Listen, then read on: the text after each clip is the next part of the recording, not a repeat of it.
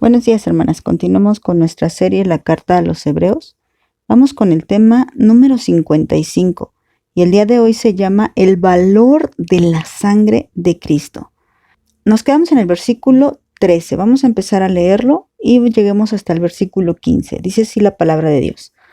Porque si la sangre de los toros y de los machos cabríos y las cenizas de la becerra rociada a los inmundos santifican para la purificación de la carne, cuanto más la sangre de Cristo, el cual mediante el Espíritu Eterno se ofreció a sí mismo sin mancha a Dios, limpiará sus conciencias de obras muertas para que sirvan al Dios vivo.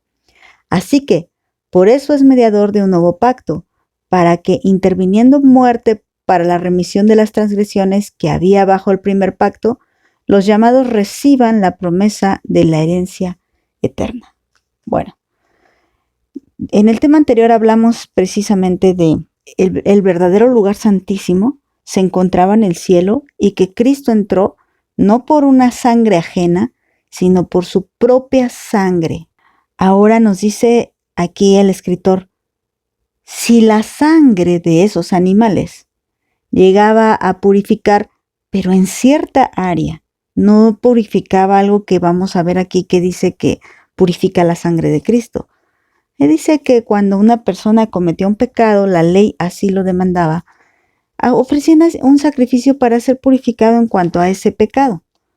Era una forma de ofrecerlo delante de Dios y esa era parte del rito, cosas que, como dice aquí también el escritor, eran cosas físicas que consistían también en comida o bebida.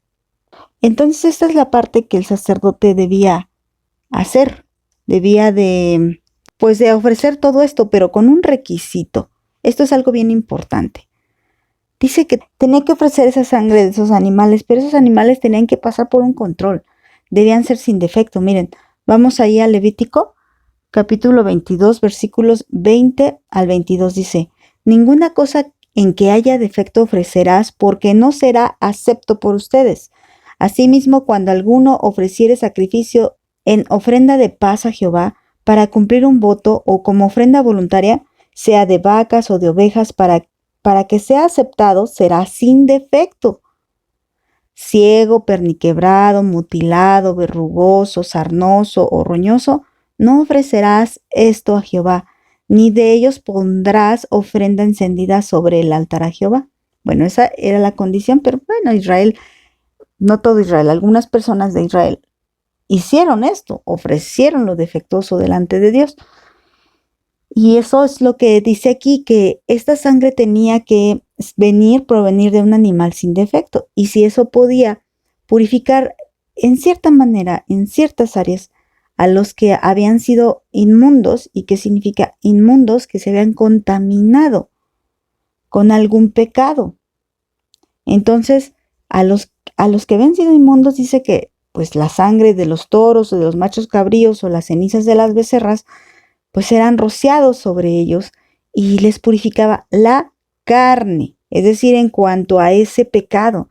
Pero dice después en el versículo 14, cuanto más la sangre de Cristo, el cual mediante el Espíritu Eterno se ofreció a sí mismo, y ve otra vez, sin defecto, sin mancha a Dios.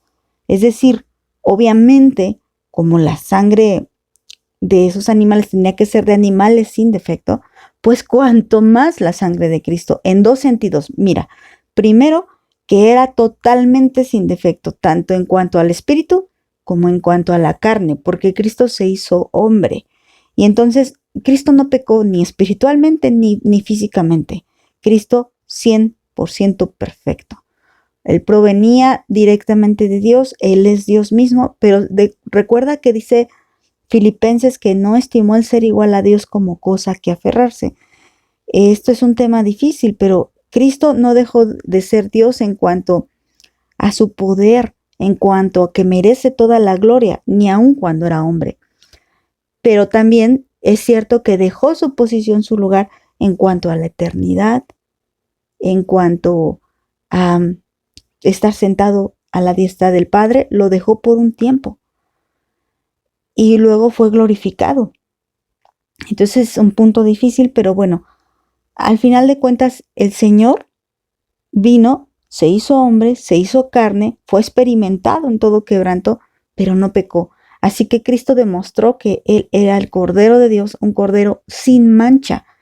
Entonces, es la sangre de Cristo diferente al tipo de sangre de los que eran de los animales. Esa sangre rociada sobre las personas contaminadas les libraba o les purificaba más bien de su carne, de su propia carne, de ese pecado. Pero Cristo, fíjate lo que hace. Cristo limpia nuestras conciencias de obras muertas.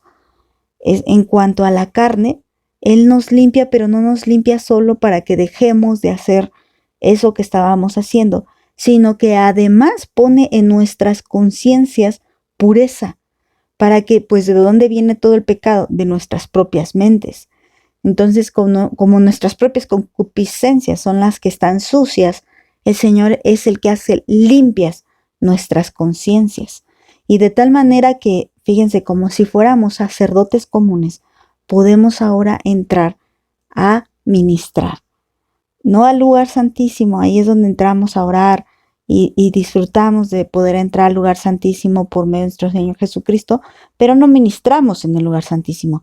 El que ministra en el lugar santísimo es Dios, pero sí podemos tener un servicio al Dios vivo, digamos, en el lugar santo, para poder compartir con otros, para hacer luz a otros, para dar pan de vida a otros, no porque nosotros lo seamos, sino porque es Cristo.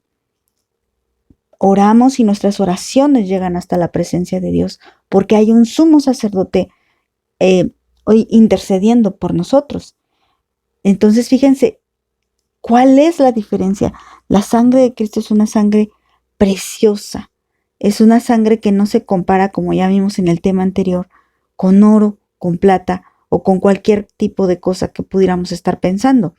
El versículo 15, que también lo vamos a analizar un poco en la siguiente parte, nos dice, así que por eso es mediador de un nuevo pacto. Y hasta ahí voy a dejarlo porque la siguiente parte lo voy a analizar mañana. Entonces, cuando dice que Él es mediador de un nuevo pacto, está diciendo que Él es intermediario. Ya nos lo dijo Pablo ahí en 1 Timoteo, capítulo 2, versículo 5. Dice así, porque hay un solo Dios y un solo mediador entre Dios y los hombres, Jesucristo hombre, porque nadie ofreció una sangre preciosa. La gente, sobre todo en la religión católica, tienen sus intermediarios, la Virgen, los santos, pero ni la Virgen ni los santos derramaron su sangre para purificarnos. Así que no pueden poner al nivel de intermediario a esos, no, ningún nivel le pueden dar, porque simplemente eran gente como nosotros, que creían en Jesucristo, que ellos mismos reconocían a Jesús como su Salvador. Ellos nunca se pusieron como intermediarios, pero bueno, al final de cuentas la idolatría del ser humano los pone como intermediarios entre Dios y los hombres. Bueno, digo, los pone no porque así sea, sino porque ellos así lo quieren ver, pero no es así. Cristo es el único, por eso dice Pablo, hay un solo mediador. Y ese solo mediador es Cristo, nuestro Señor Jesucristo, con su sangre que, como nos dice aquí, tenía que ser sin defecto, como se lo dijo desde el Levítico. Y recuerda que lo que hemos estado viendo es cómo Jesús es el cumplimiento de la ley. Bueno, vamos a dejarlo hasta aquí. Que el Señor les bendiga.